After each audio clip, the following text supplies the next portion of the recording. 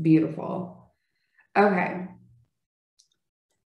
Readjust my grids there. So this is a presentation about partnering with offices for combined student leader recruitment. So this is a presentation that I also gave during NWACUHO in 2021 with our updates since. So a chance to talk a little bit about kind of where things went after the fact. So first is our land and labor acknowledgement. So our campus land acknowledgement, we pause to acknowledge that Bellevue College resides on the traditional land of the Coast Salish peoples that includes but is not limited to Snoqualmie, Suquamish, Muckleshoot, and Tulalip peoples past and present. We will remember their connection to the region and recognize their struggles with systemic oppression, and we are committed to care for the land and center equity at the core of our unlearning. We also pause to recognize and acknowledge the labor upon which our country, state, and institution are built. We remember that our country is built on the labor of enslaved people who were kidnapped and brought to the US from the African continent and recognize the continued contribution of their survivors. We also acknowledge all immigrant labor, including voluntary, involuntary, trafficked, forced, and undocumented peoples who contributed to the building of the country and continue to serve within our labor force. We acknowledge all unpaid caregiving labor. And finally, we acknowledge that our institution relies on hourly, student, contingent, and unpaid labor, and we recognize those contributions. So our learning objectives coming out of this presentation are identifying lessons learned from our experience in doing a collaborative hiring process, considering opportunities for your own campuses about how you might collaborate, and then sharing ideas and experiences from your own campus or things you've kind of done in the past that may be similar, and thinking about how that might help improve the collaborative process for others. So some background to what this process became. Our housing and student programs departments were all hiring, recruiting, training at about the same time in this kind of like mid-late spring arena in our quarter system. Students were oftentimes applying for multiple positions and so would end up receiving overlapping offers because we would be in the same timeline, but someone would be like a week before the other. And so one candidate that maybe we really liked would have been taken just before we were able to make that offer. We also found as we started doing a little more looking at departments in the same unit, our student life unit, we're using almost identical resources for our hiring and our advertising. And there was very little oversight to ensure equity in that process, that search process. Training-wise, departments in the same unit were separately using literally identical resources. So much of our training is, the basic FERPA, Title IX, our CSA training, all that good stuff.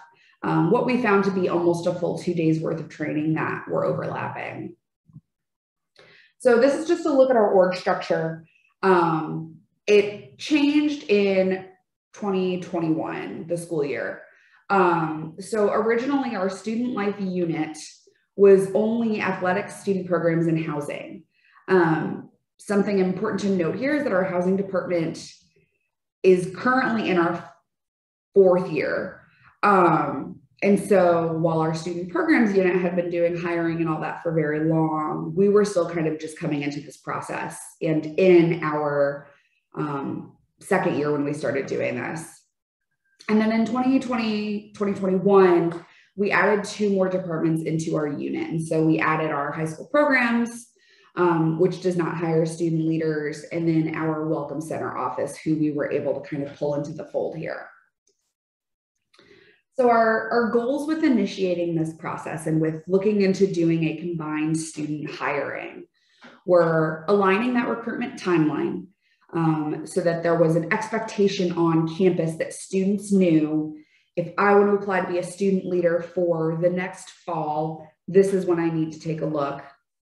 Combining the application process so that students weren't using different systems for different departments, and to decrease the work of our web tech person. Our departments all share one web tech person, and she is an amazing human, but she is stretched thin. And so a lot of this was also trying to figure out how to make that a lot easier for her. Consolidating our student leader candidate pool. One concern that we had particularly was that housing was still fairly new. And so a lot of really great, relevant student leaders just don't necessarily know that we're around or what our student leader positions might look like. And so a little selfishly, that was one of our biggest priorities, but for everyone, it was an opportunity to get eyes on all of the students interested in working, period, and being able to work with those students to determine which positions were best for them. So similarly, collaborating on hiring decisions, we ended up doing kind of a draft process where we were able to go through student candidates, have them give feedback, and then also give feedback ourselves and decide in a larger conversation who would get which offers and how that would be offered.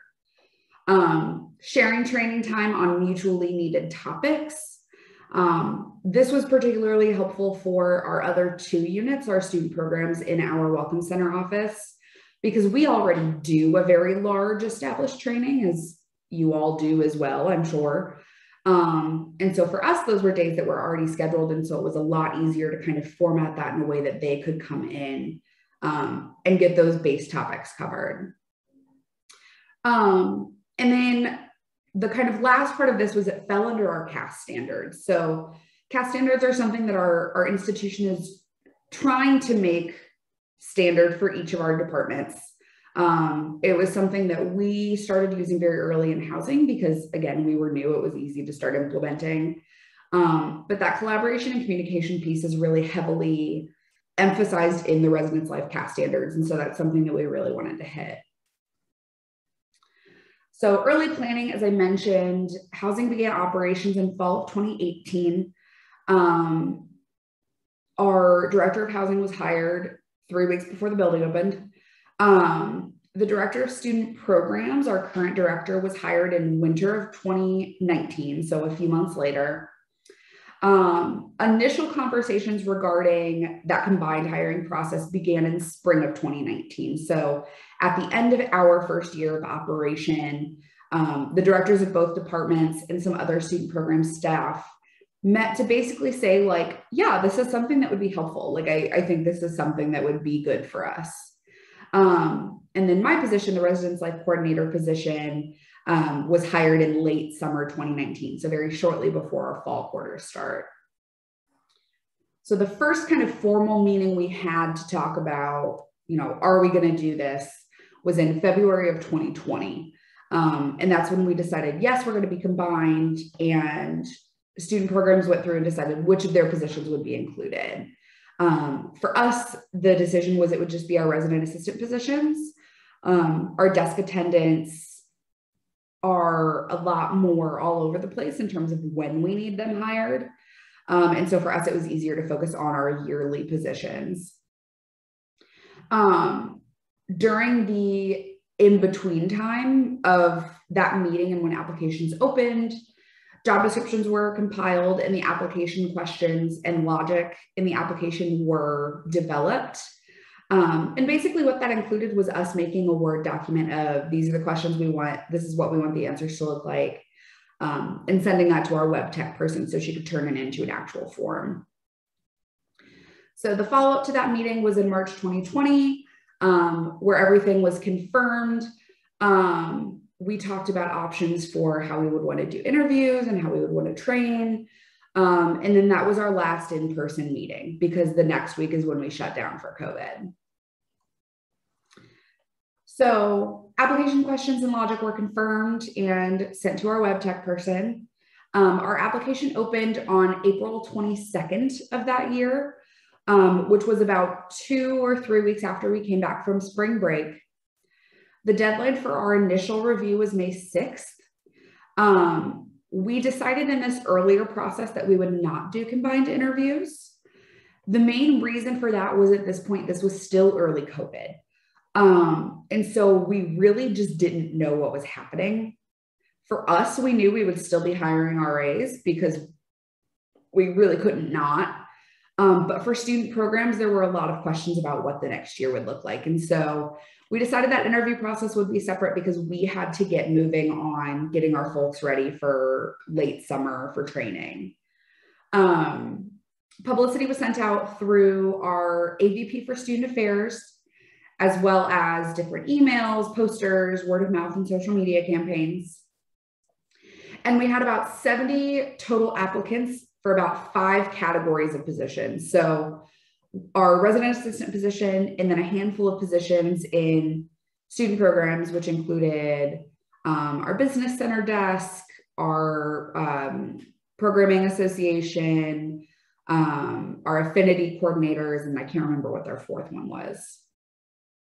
So our interviews for housing took place in late May, early June, and our initial offer was made in that kind of first week of June.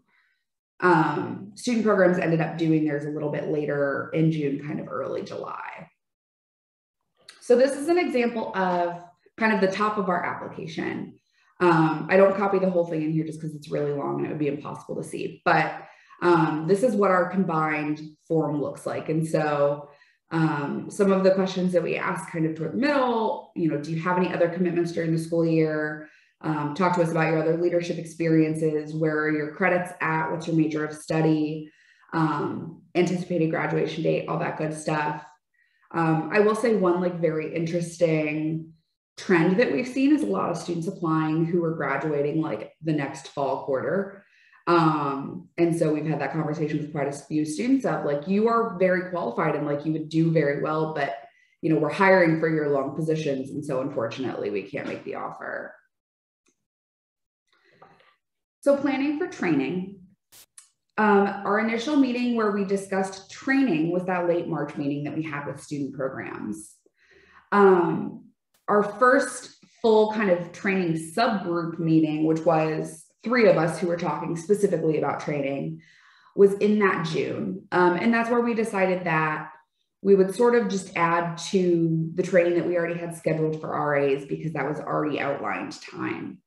So we had a few follow-ups in July and August where we kind of finalized those shared sessions, decided who would be doing which presentations, and decided on some open time for breakout sessions.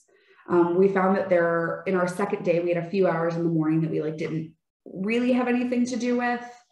And so we decided that would be time for departments to either come together with their groups or give students a late start. So we did have a handful of scheduling issues. The first is that we were already working in a very tight timeline with our RA training. Because as you all know, that's scheduled out quite a bit in advance and it doesn't leave a lot of room for flexibility. Our other issue was our CUSP annual meeting that our student programs, student leaders attend. It was not fully scheduled until I want to say mid-late July that year. And they still weren't sure at that point if it would be online or in person. And so quite a bit of our planning had to hold on until we had an idea of what those CUSP dates were, because we were very nervous that we would schedule a time for training and then surprise, all our other student leaders would be gone. So the shared sessions we decided on were an introduction to student affairs, student life, our smaller division, and then housing and student programs.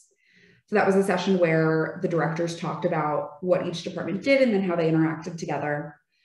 Employee basics, like I mentioned earlier, bring in the bystander, which is also a function of our Violence Against Women grant. And then equity and bias training from our Vice President for Diversity, Equity, and Inclusion.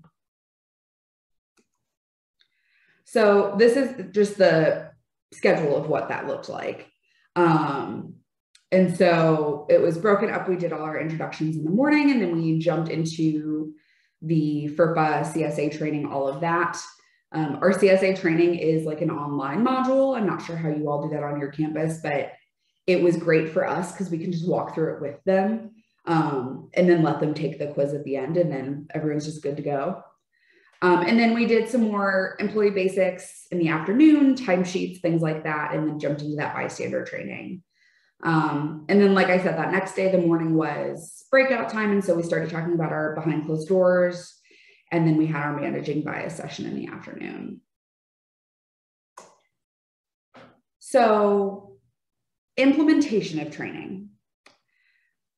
In terms of attendees, student programs had some issues nailing down which of their students would be attending. And the reason for that was it wasn't a fully mandatory training for those students. And so really until that morning, we weren't super sure who would be attending. Our difficulty on the housing side is we can only have our resident assistants attend. We sort of traditionally and unfortunately in this time only have like 2 desk attendants. It just seems to be how it keeps working out for us, no matter how many people we try to hire ahead of time. And so we have those students working pretty close to full time at the desk in this arena.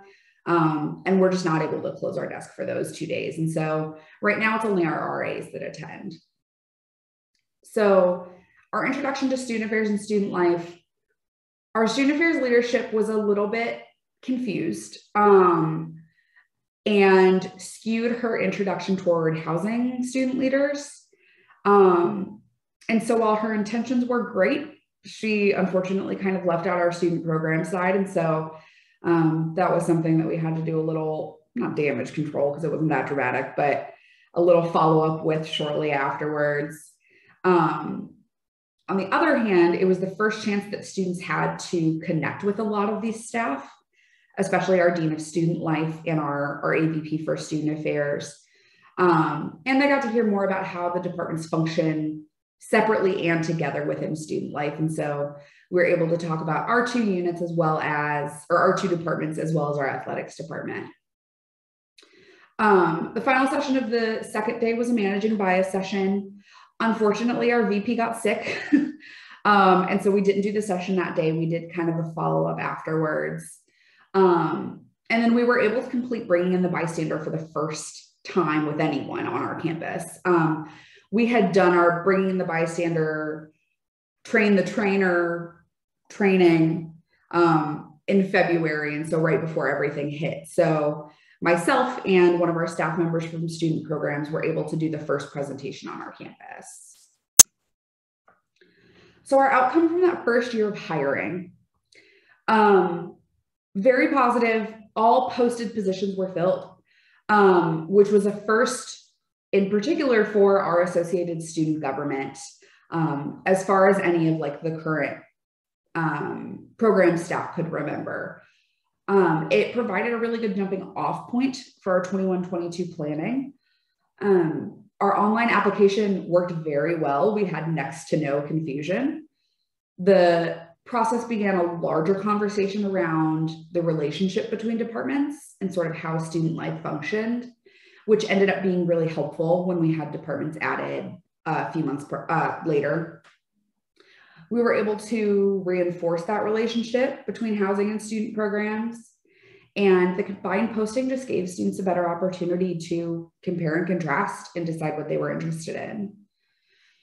Less positive, COVID, which at this point almost just feels silly to talk about because we all know and we've all been there, but you know, our timelines pretty much fell apart. Because as I said, our kind of initial, yes, we're going to do this meeting happened literally the week before we closed. And so for us, it was just a lot of what the hell is going to happen. We're a building with 8 RAs. And for a little bit, we were trying to figure out what we would do if we just had 5. If anyone's curious, the answer was they would have been on call 12 days a month. So we decided not to do that. But there was just a lot still in the air in this year.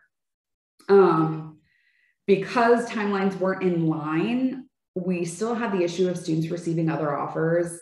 So we may have accidentally stolen a student who had previously had a position in student programs, which was his decision to make, but I did get a lot of slack for. The communication process during the hiring process Did struggle a little bit because that's something that we really didn't plan enough for.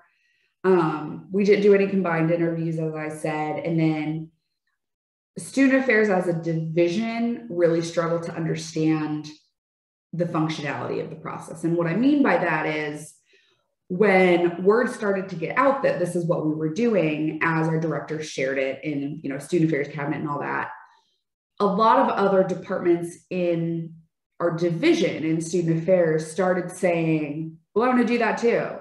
Like, can we add our student employees? And so it turned into a much larger conversation of sort of how we were defining student employees versus student leaders, and trying to help folks understand that the functionality of having a student who's running a front desk is different than the functionality of a student who is doing programming and doing student engagement and all that kind of stuff.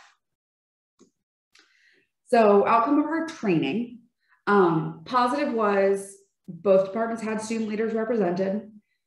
Students got a really great introduction to our unit and our division and how everything works together. We were able to introduce and complete all of our required trainings in a couple hours and just be done with them. And we were able to complete bringing in the bystander, even though it was online, which was not ideal, but it did.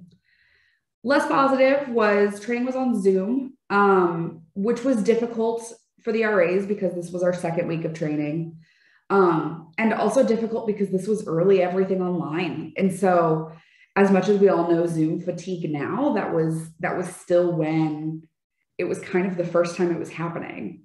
Planning of the shared sessions rested primarily on housing, with little done to supplement what was already planned for the RAs. And so, as I said, it was kind of easy because we were able to just join everyone into what we were already doing, but that meant that all of that planning rested on us. We didn't get word ahead of time that our presenter was out. Unfortunately, when he sent the email that he was sick, he sent it to a different Becca on campus. And so we figured it out later and it was okay, but just a little confusion there. The training was set for 2 days, but as I mentioned, much of our second morning just turned into breakout time. The programming relationship between the departments hasn't been greatly impacted post-training. That was kind of our main goal, is that there'd be a little more partnership there. And whether it be because students are a little less interested, or whether it be because it's just still COVID, that just hasn't really happened yet. And not all of our presenters were like fully prepared to lead their session. So there was just a little kind of figuring stuff out as we went. So moving forward into hiring, we met in mid-December of 2020, so our past fall quarter, with our housing and student programs, and then additionally our welcome center, who was new to our unit at this time. We set a timeline for our development, hiring, and interview process.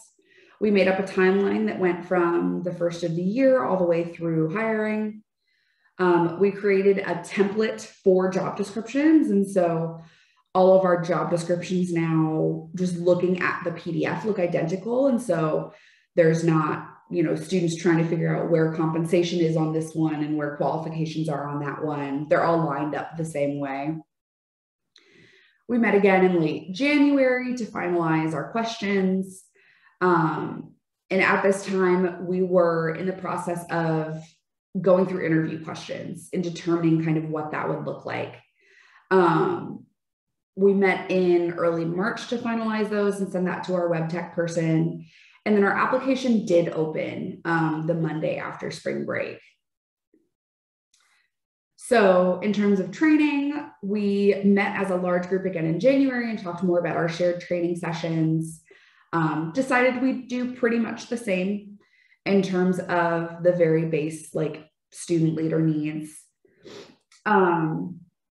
At the time, we were still trying to figure out what those dates would look like. We ended up falling into that same piece of doing kind of the second week of RA training.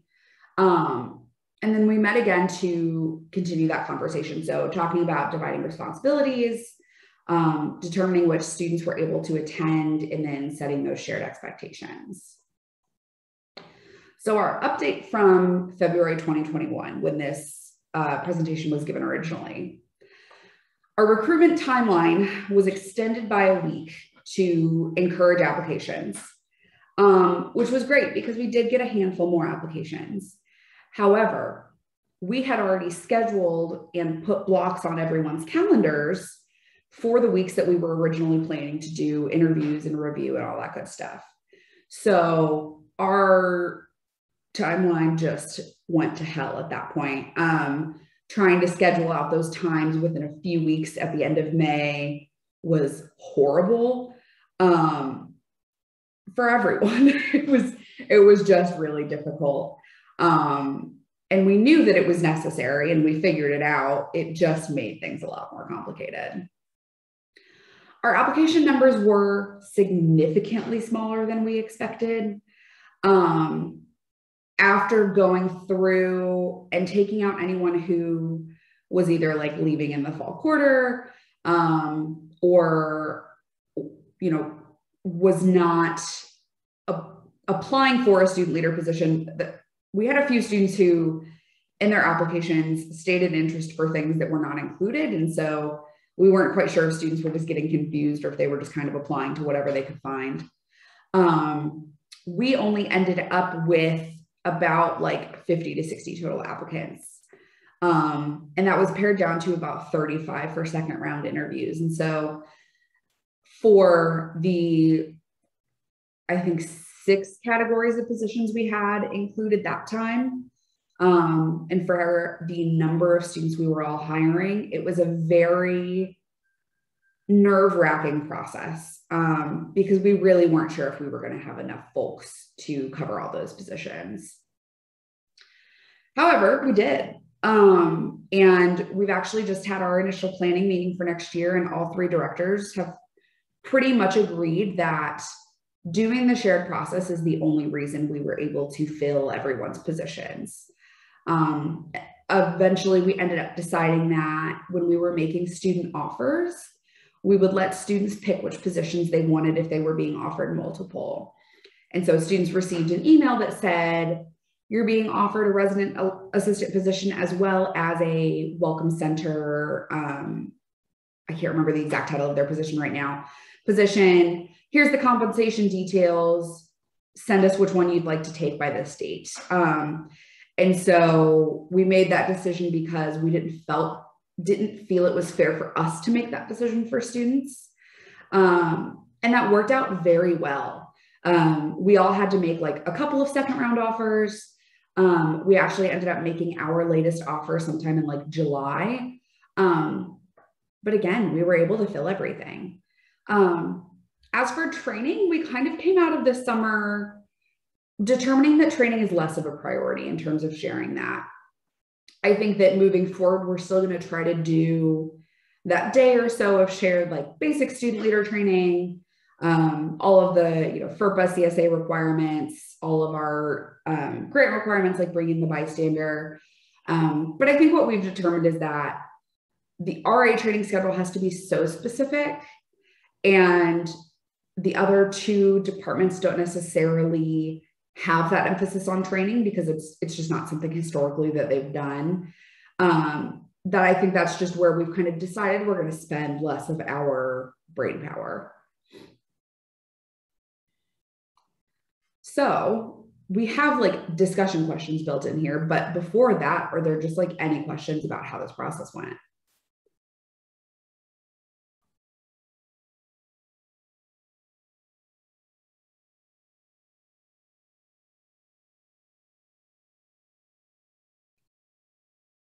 So then our kind of first major one is just like, how do you think a shared recruitment might be beneficial on your campus? And like, what do you think that might look like? Or who do you think it might include?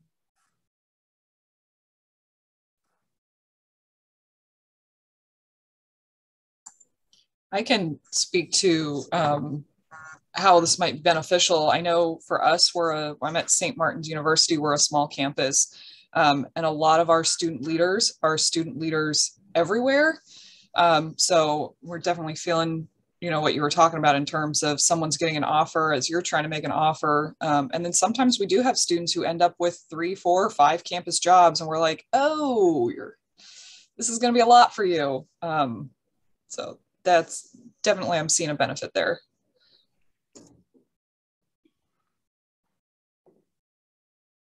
Yeah, and that was definitely, again, kind of selfishly, our biggest thing was, students knew of these historical positions in student programs where that was where they were applying because they knew it existed. But for us trying to get RAs, we just needed people.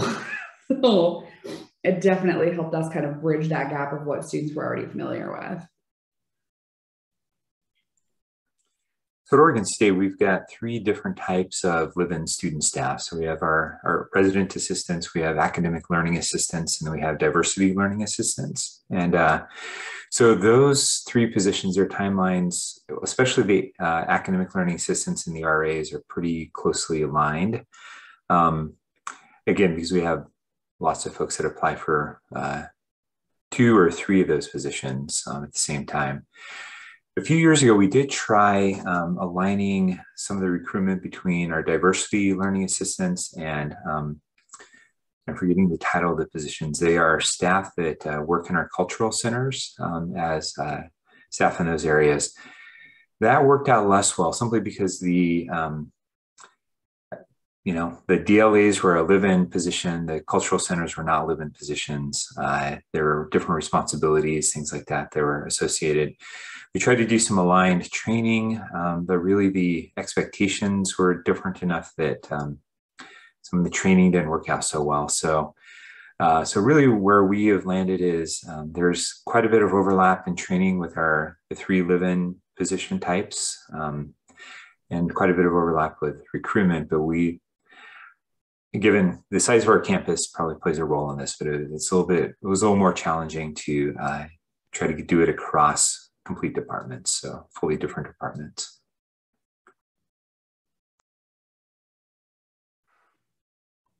Yeah, I think we are, we're kind of similar, or have tried, I guess, to align our training with some of our student affairs training, or on campus, and for our suicide prevention training, we do it at the same time because you're hiring people to come onto campus and provide the training. So we, if we can provide a larger group, makes it a little bit easier to budget for all of our departments. But I like the ideas, you had some separate training that you did between your 2 departments together that first round. And yeah, very interesting. I'm not super familiar with what our student life necessarily does on that side of their own training. But in terms of our RAs and it sounds similar to what Stephen was saying. We have specialty RAs, so they still fit under the on-campus housing, but have slightly more specific roles, and they all receive the same training within the same RA training weeks for our institution here. I will say too, you just kind of reminded me of a random thing when you mentioned suicide prevention training. Something that we did this year that was really successful, that's only tangentially related to this, but we actually did, for the first time ever, mental health first aid training, which was really, really phenomenal. But we were able to partner not with this group, but with our care team on campus, our behavioral intervention team.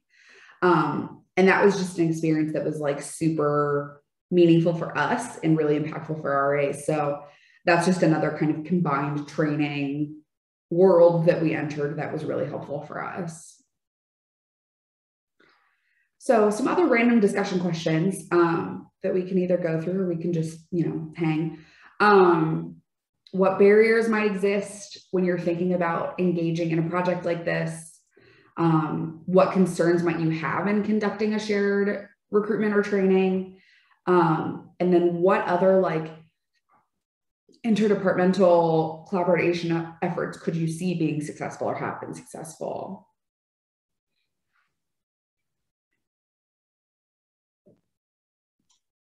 I think to take on your first discussion question,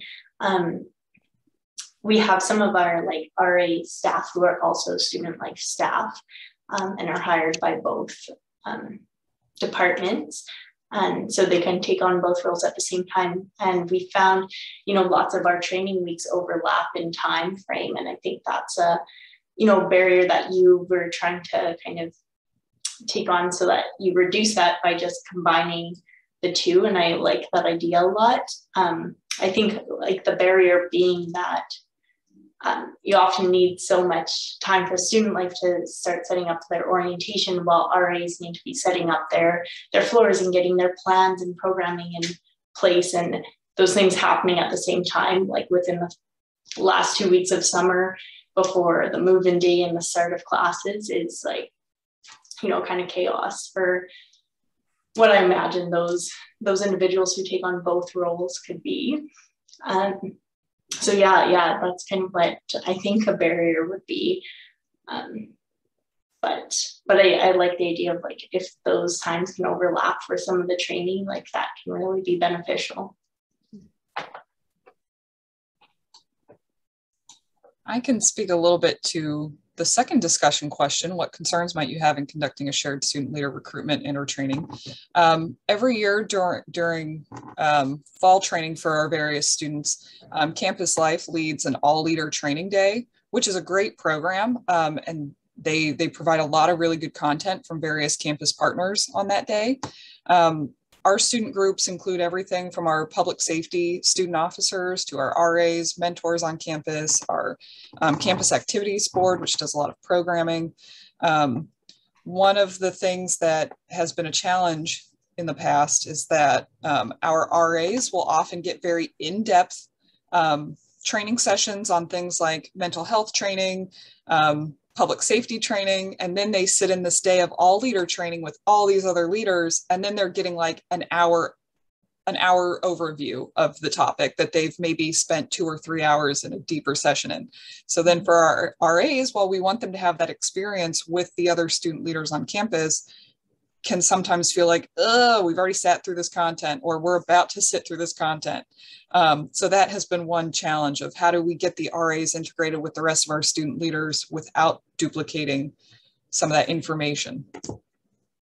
Yeah, I think that's a really great way to put into words a lot of what we've experienced as well of, you know, how do we try to hit as many topics as possible without the RAs kind of feeling like it's a waste of time, which, you know, it's never harmful to review information, but it's hard when it's already been 2 weeks.